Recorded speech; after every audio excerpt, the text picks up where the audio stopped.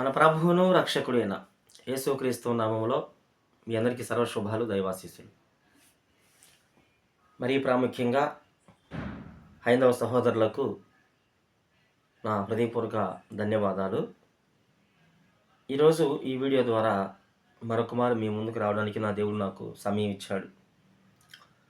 అదేంటంటే స్కిప్ చేయకుండా చూడండి, స్కిప్ చేయకుండా చివరి దాకా మీకు క్లుప్తంగా అర్థమవుతుంది. మీకు యేసు ప్రభువు మాత్రమే ఎందుకు గొప్ప దేవుడు అని అన్నానంటే, నేను థంబ్‌నెయిల్ మీరు చూసే ఉంటారు. అంటే మిగిలిన మిగిలిన వాళ్ళు మరొకటని కాదు.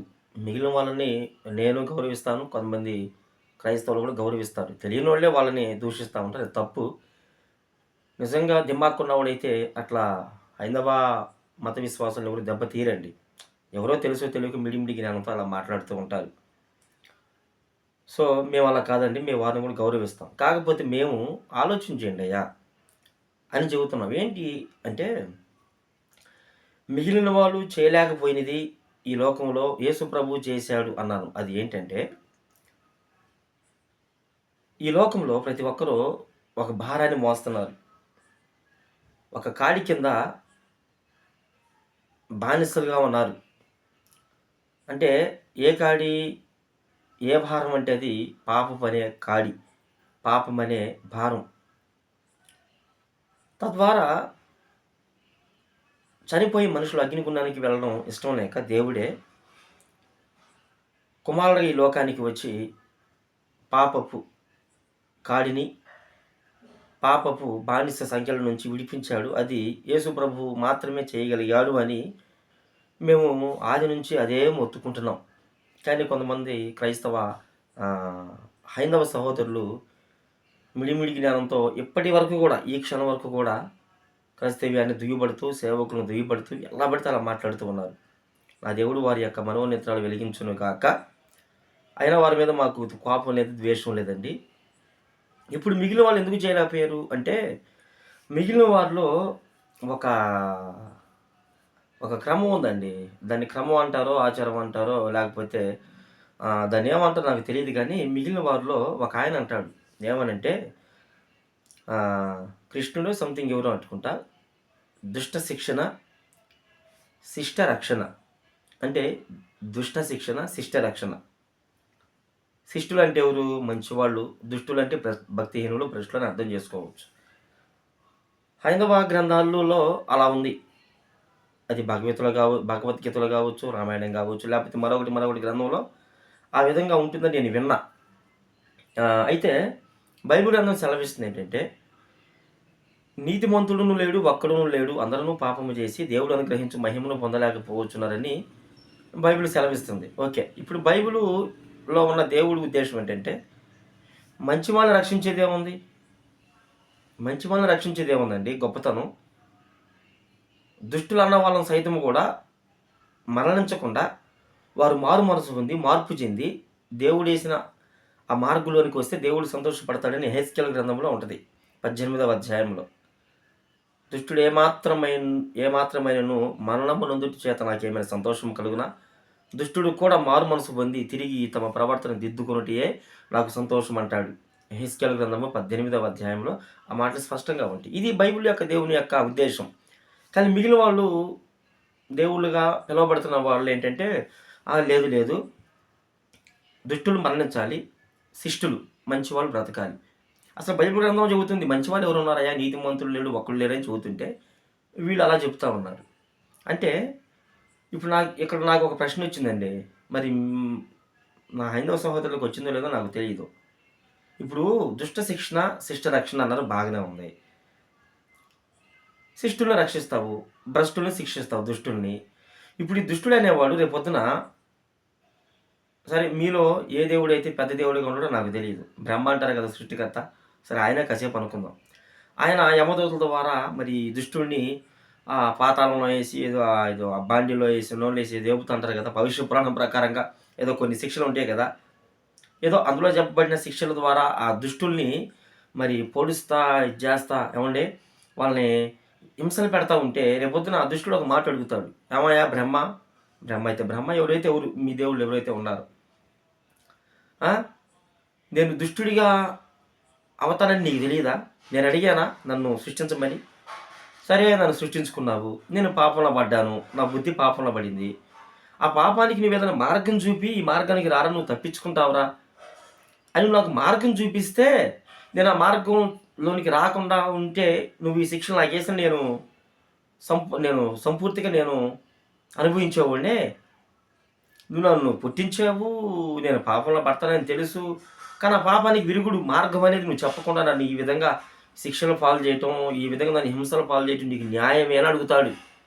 దుష్టుడు ఖచ్చితంగా అడుగుతాడు. దుష్టుడు అంటే ఎవరు? పాపం చేసినవాడు. ఆ ప్రతి ఒక్కరు అడుగుతాడు. కానీ అలా యేసుప్రభుని అనడానికి వీల్లేదు. ఎందుకంటే యేసుప్రభు ఆల్రెడీ అరే నీకోసం నేను సత్యంతగా ప్రేమించానురా, చచ్చిపోయానురా అంటాడు ఆయన. చచ్చిపోయానురా, తిరిగి లేచానురా, నిన్ను కూడా ఆ విధంగా లేపుతాను నువ్వు నా యందు విశ్వాసం ఉంచితే అని మాట్లాడతాడు. కానీ మిగిలిన వాళ్ళని, హైందవుల్లో దేవుళ్ళుగా పిలువబడుతున్న వారిని ఈ దుష్టులు అనేవాళ్ళు ఆ నరక శిక్షలో పడ్డప్పుడు అడిగే ప్రశ్న ఇదే.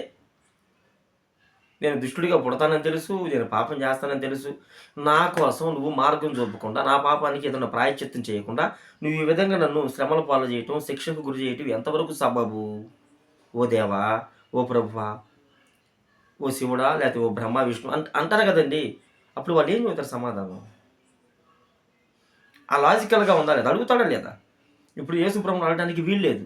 ఎందుకు ఇలా చేసావా అంటే, నేనేం చేశాను రా, నువ్వు దుష్టుడు అని తెలుసు నాకు, నువ్వు పాపంలో పడతావని తెలుసు, నేనే నీ కొరకు ప్రాణం పెట్టానురా, ఇప్పుడు ఆ మార్గానికి రమ్మన్నాను, నువ్వు ఆ మార్గానికి రాలా, ఇప్పుడు నేను నిన్ను తీసుకెళ్ళి అగ్నిగుండంలో వేసాను. ఇది న్యాయమే కదా?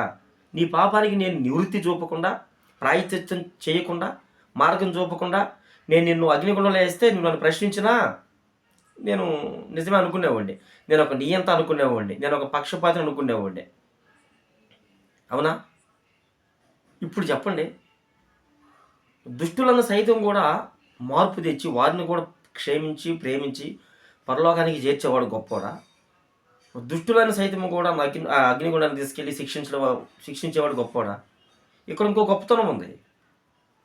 దుష్టుల్ని శిక్ష వేయటం ఓకే, ధర్మశాస్త్రం ప్రకారంగా శిక్ష వేయాలి. కానీ శిక్ష వేసేది ఎవరు?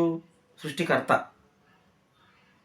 ఆ సృష్టికర్త ధర్మశాస్త్రాన్ని ప్రేమించి శిక్ష వేసి ఆ బిడ్డల పక్షాన మరి ఆ సృష్టికర్త ఏమైనా చూపాడా? మీ హైందవ దేవుళ్ళు అంటే ఒక్కళ్ళు కూడా లేరు. కానీ నా దేవుడు చూపాడు. నా దేవుడు సృష్టికర్తగా సృష్టించాడు, వాళ్ళు పాపం చేశారు, వారికి రావాల్సిన శిక్షకు శిక్ష వేశాడు జడ్జిగా ఉండి. వాళ్ళని సృష్టించిన నేరానికి కన్న తండ్రిగా యేసు ప్రభు సిలువలో బలి అయి హింసలు పొంది సమాధి చేయబడి 3వ దినాన తిరిగి లేచి మరలా రాబోతూ ఉన్నాడు. సరే, మీలో కొంతమంది సృష్టికర్తలు అంటున్నారు, మరి వాళ్ళు సృష్టించారు, మరి దుష్టుల కోసం వాళ్ళు ఏమైనా చేశారా? దుష్టుల కోసం ఎందుకు చేస్తావు? అసలు పాపిని ఎందుకు ప్రేమించాలంటే మరి నువ్వెందుకు పుట్టించావు? నువ్వు సృష్టికర్తావు కదా, ఆత్మలకు తండ్రిగా ఉంటావు కదా, నువ్వు ప్రజలకు తండ్రిగా ఉంటావు, మరి నువ్వెందుకు సృష్టించావు అడుగుతాడు కదండి. ఇప్పుడు ఒక తండ్రి ఒక కొడుకున్నాడు, వాడికి పెళ్లి చేయకపోయేసరికి వాడిని సరిగ్గా పెంచట్లేదు తల్లిదండ్రులు, వాడికి అవసరాలు తీర్చట్లేదు, వాడు ఏమంటాడు? నన్ను పెంచడం కాడికి, నన్ను పోషించిన కాడికి నన్ను ఎందుకు గన్నావయ్యా నువ్వు అంటాడు. నువ్వు నన్ను ఎందుకు గన్నావు తల్లి అంటాడు. ఈ లోకంలో ఉన్న ఒక కొడుకే తల్లిదండ్రులు అడిగితే, ఈ దుష్టులైన వాళ్ళు రేపు పొద్దున అగ్నిగుణంలో పడితే సృష్టికర్త ఎవరైతే ఉన్నారో వాళ్ళు అడగరా? చేసుకున్నావు, నాకు ఏదైనా మార్గం చూపితే నేను ఆ మార్గానికి రాకపోతే నువ్వు అనుకోవాలి. నువ్వు నాకు మార్గం చూపలేదు, నేను పాపిగా పుడతానని తెలిసి కూడా నువ్వు నన్ను శిక్షలో వేసి నువ్వు అక్కడ కూర్చొని నవ్వుతూ ఉంటే నేను దేవుడు అంటారా ఇంకేమంటారయ్యా అని దుష్టులైన వాళ్ళు, భ్రష్టులైన వాళ్ళు రేపు నరక శిక్షలో పడితే అడగరా? ఖచ్చితంగా అడుగుతారు. సో నా దేవుడు అలా అడగడానికి అవకాశం వల్ల అంత ముందుగానే సిద్ధం చేసి ఇదిరా మార్గం. ఇప్పుడు చెప్పండి, ఏది న్యాయం అండి? మార్గం చూపకుండా భ్రష్టుడికి ఎందుకు చూపాలి? నువ్వు సృష్టించావు కాబట్టి నేరానికి నువ్వు చూపాలి. నువ్వు ఆ మార్గం చూపకుండా నేను నిన్ను బాండీలో వేసి చేపుతాను, నిన్ను బల్యాలతో పొడిపిస్తాను, యమదూతల వారిని నేను హింసిస్తానంటే అది ఎంతవరకు న్యాయమైంది? కానీ యేసు ప్రభు ముందుగానే వివేచన కలిగి వీళ్ళు పాపం చేస్తారని తెలుసు, సో వారికి నా ప్రాణం బలిగా అర్పిస్తానని తెలిసి మార్గం చూపాడు. ఇప్పుడు రమ్మన్నాడు, నమ్మి బాప్తిజం పొందితే రక్షించబడతాను, నమ్మకపోతే శిక్ష అన్నాడు. ఇది న్యాయం. యేసు ప్రభు కూడా అందరికీ ఆ పాపానికి ప్రాయశ్చిత్తం చేయకుండా అందరినీ చనిపోయిన తర్వాత అగ్నిగుణంలో వేస్తే రేపు యేసు ప్రభు కూడా ఇదే ప్రశ్నకి గురయ్యేవాడే. కానీ నా యేసు ప్రభు అలా అడగడానికి, అడిగించుకోవడానికి ఆయన అసమర్థుడు కాదు. కాబట్టి ఆలోచన చేయండి, బైబిల్ చెబుతుంది దుష్టుడు కూడా మారు మనసు పొంది. ఎవరున్నారు మరి మీ దేవుళ్ళు చెప్పండి నాకు? నేను మనస్ఫూర్తిగా చెప్తున్నా. నాకు ఎవరి మీద నాకు ద్వేషం లేదండి. ఇక నన్ను కళ్ళు తెరవండండి. మతం గొప్పది కాదు. కులం గొప్పది కాదు. నీ ఆత్మ రేపొద్దున చనిపోయిన తర్వాత నీ ఆత్మ పరిస్థితి ఏంటి? ఆలోచించు. కాబట్టి మీ అందరి హృదయపూర్వక వందనాలు తెలియజేస్తున్నాను. దుష్ట శిక్షణ, శిష్ట రక్షణ అనే దాంట్లో ఎంత మర్మం ఉందో మీరు గ్రహించుకొని, ఇకనైనా మీరు యేసు ప్రభు వైపుకి మనస్ఫూర్తిగా తెలుసుకొని, మళ్ళీ మీ జీవితాన్ని మార్చుకొని, మీరు కూడా దేవుని యొక్క బిడ్డలుగా అవతారాన్ని మీ అందరి ప్రేమపూర్వకంగా తెలియజేస్తూ, ఈ నా మాటలు నేను ముగిస్తూ ఉన్నా. మీరందరూ బాగుండాలి. మీ కుటుంబాలు బాగుండాలి. యేసు నామములో. ఆమేన్.